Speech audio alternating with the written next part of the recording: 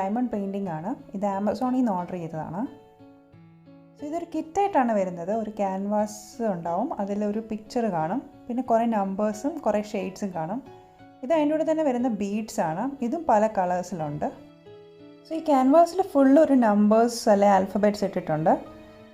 So ഈ സൈഡിലായിട്ട് നമ്പേഴ്സും ആൽഫബറ്റ്സും mix ചെയ്തിട്ടുണ്ട്. ഓരോ നമ്പറിനും ഒരു കളറും ഒരു ഷെയ്ഡും കാണും.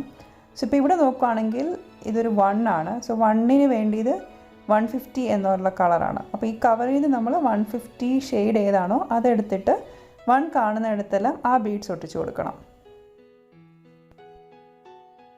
സോ ഇതൊരു പ്ലാസ്റ്റിക് ഷീറ്റിൽ കവർ ചെയ്തിട്ടുണ്ട്. അതിനടിയിൽ ഗ്ലൂ ആണ്. ഈ ഓരോ ഷെയ്ഡിന് മുകളിൽ ഒരു ഗ്ലൂ ഒട്ടിച്ചിട്ടുണ്ട്.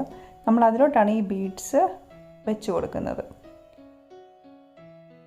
സോ ഇനി ഇതിൻ്റെ കൂടെ വരുന്നതാണ് ഇതൊരു ട്രേയും ഗ്ലൂവും ഒരു പെന്നും. സോ ഈ പെന്നാണ് നമ്മൾ ഈ ബീഡ്സ് പിക്ക് ചെയ്യാൻ യൂസ് ചെയ്യുന്നത്. അതിന് 2 അറ്റവും നമുക്ക് യൂസ് ചെയ്യാവുന്നതാണ്.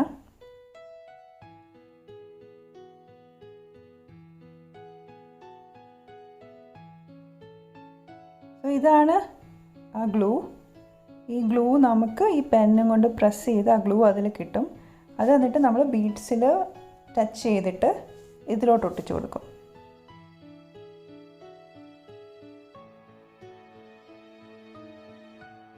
അതുപോലെ തന്നെ ഇതിൽ കുറച്ച് എക്സ്ട്രാ സിപ്ലോ കവറുണ്ട്. നമുക്ക് എക്സസ് വരുന്ന ബീഡ്സ് അതിലിട്ട് സൂക്ഷിക്കാവുന്നതാണ്.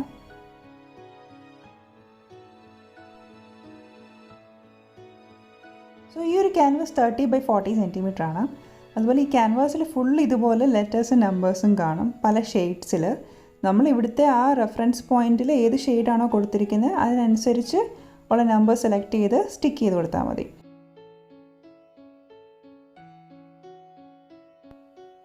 ഇപ്പോൾ ഞാനിവിടെ ഒരു വൈറ്റ് കളറാണ് എടുത്തിരിക്കുന്നത്.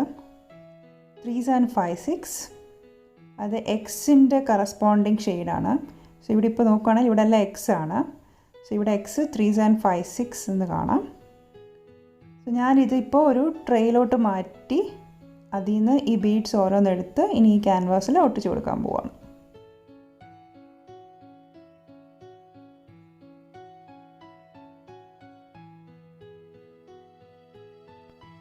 ബീഡ്സ് ട്രെയിലിട്ടിട്ട് ഒന്ന് ഷേക്ക് ചെയ്ത് കൊടുക്കുക. അതെല്ലാം ഒന്ന് അലൈനായിട്ടിരിക്കാൻ വേണ്ടിയിട്ടാണ്. നമുക്ക് എടുക്കാനും എളുപ്പമായിരിക്കും ഇത് ഒട്ടിക്കാൻ വേണ്ടിയിട്ട്.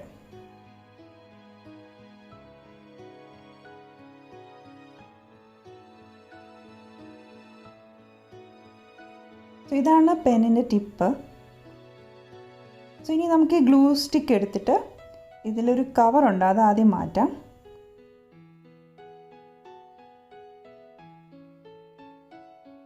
ഇനി ഈ നീഡിലിൻ്റെ എൻഡ് നമുക്ക് അതിലൊന്ന് പ്രസ് ചെയ്താൽ നമുക്ക് അതിൻ്റെ അറ്റത്ത് ഇങ്ങനെ ഗ്ലൂ കിട്ടും. ആ ഗ്ലൂ കൊണ്ട് നമ്മൾ ഇതുപോലെ ഓരോ ബീഡ്സിൽ കൊണ്ട് ടച്ച് ചെയ്യണം. അപ്പോൾ അതെല്ലാം ഒട്ടിപ്പിടിക്കും. അത് കഴിഞ്ഞിട്ട് ആ ക്യാൻവാസിലോട്ട് നമ്മൾ അത് ഒട്ടിച്ചു കൊടുക്കണം.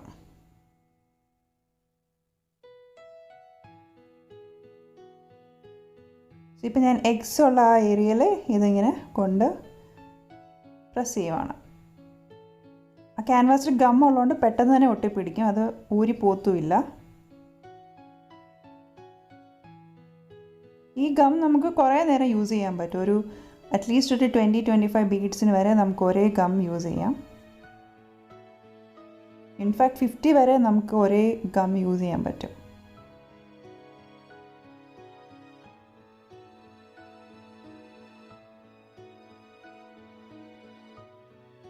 എക്സ് ഉള്ളിടത്ത് മാത്രമാണ് നമ്മൾ ഈ കളറ് യൂസ് ചെയ്യേണ്ടത്.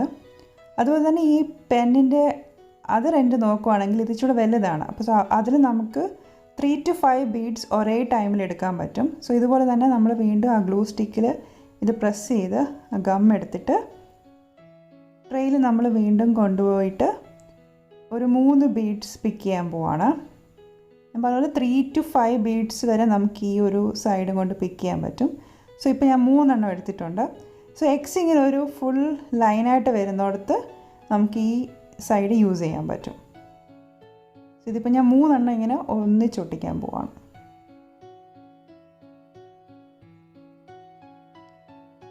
അത് വെച്ച് കഴിഞ്ഞാൽ നമുക്ക് ആ പെന്നും കൊണ്ട് അലൈൻമെൻ്റൊക്കെ ശരിയാക്കാൻ പറ്റും. സോ ഇതിപ്പോൾ ഞാൻ താഴത്തെ ഒരു പോർഷൻ ഫുള്ള് കംപ്ലീറ്റ് ചെയ്തിട്ടുണ്ട്. ഒരു 3-4 ഷെയ്ഡ്സ് ഉപയോഗിച്ചിട്ടുണ്ട് ഇപ്പോൾ തന്നെ. ഇതൊരു നല്ല ഷൈനിങ് ആണ്. അതാണ് ഈ റൈൻ സ്റ്റോൺസിൻ്റെ പ്രത്യേകത. ഭയങ്കര ഷൈനിങ് ആണ്.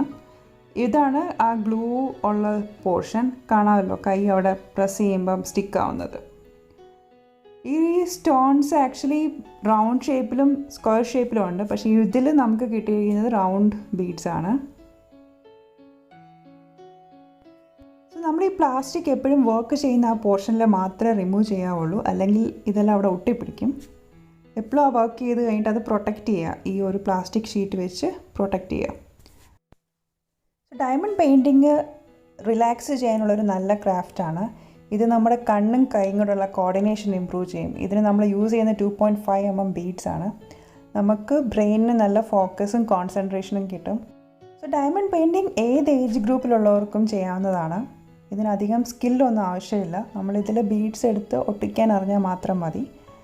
കിഡ്സിനും ഏറ്റവും നല്ലൊരു ക്രാഫ്റ്റാണ് ഇത്. കാരണം ഇത് അവരുടെ കോൺസെൻട്രേഷൻ ഇമ്പ്രൂവ് ചെയ്യാൻ ഹെൽപ്പ് ചെയ്യും. ഫോൺ യൂസ് ചെയ്യുന്നതിനേക്കാളും ഇത് ചെയ്താൽ അവർക്ക് കുറച്ചുകൂടെ ബ്രെയിനൊക്കെ നല്ലൊരു റിലാക്സിങ്ങും നല്ലോണം ഫോക്കസ് ചെയ്യാനും ഹെൽപ്പ് ചെയ്യും. സോ ഇനി ഞാൻ ഈ ബീഡ്സ് ഇതിൽ ഫുള്ള് ഒട്ടിച്ചു കൊടുക്കാൻ പോവാണ് ഇതുപോലെ തന്നെ. അത് കഴിഞ്ഞിട്ട് ഇനി കംപ്ലീറ്റ് ചെയ്ത ക്യാൻവാസ് കാണിച്ചു തരാം.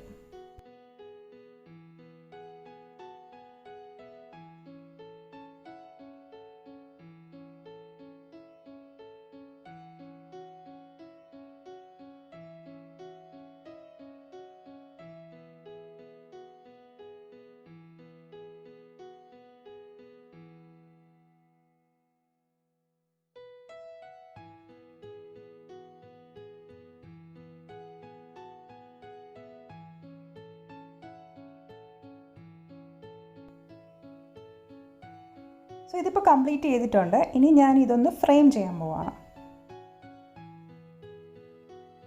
സോ ഇതിപ്പോൾ ഞാൻ ആ ക്യാൻവാസ് ഫ്രെയിം ചെയ്തതാണ്. ഇതിൽ നമുക്ക് ആ ഷൈനിങ് കാണാൻ പറ്റും. ഇതിപ്പോൾ ഞാൻ വെയിലത്ത് വെച്ചിരിക്കുകയാണ് ആ ഷൈനിങ് കാണിക്കാൻ വേണ്ടിയിട്ട്. ഇത് നമ്മളൊരു വാൾ ഡെക്കറേറ്റൊക്കെ യൂസ് ചെയ്താൽ നമ്മുടെ ആ വാളിൽ നല്ലൊരു ഷൈനിങ് ആയിരിക്കും. സോ ഇതാണ് നമ്മുടെ ഫൈനൽ ലുക്ക്.